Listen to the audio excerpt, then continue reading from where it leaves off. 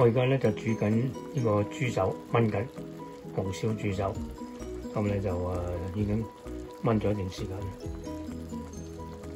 嗱，咁咧個豬手係做咩咧？係做一個豬手蠔油芥蘭撈麵。嗱，咁呢度咧有啲芥蘭啦嚇，咁做呢度有啲蝦子麵餅喎嚇，咁當然嘅有蠔油啦。咁我哋有啲雞湯啦，調味有啲蠔油啊，呢個鮮醬油啊、胡椒粉、麻油咁啦。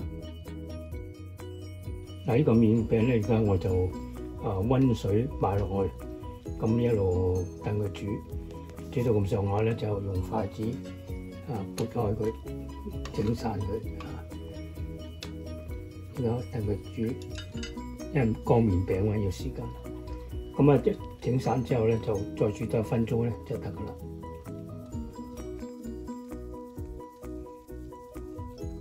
嗱，我已經撈起咗上嚟噶啦嚇，唔好煮太耐嚇。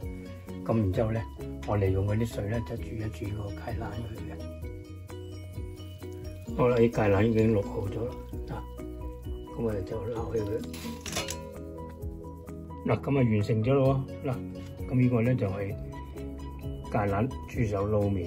嗱，咁一般撈麵咧都會跟一碗呢啲雲吞湯喺側邊嘅，因為你呢啲麵乾真真啊嘛，咁所以俾翻一碗湯喺度，一邊食麵。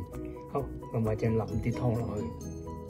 OK， 呢個係梁廚美食嘅梁師傅製作嘅芥蘭蠔油豬手撈蝦子麵，多謝大家，拜拜。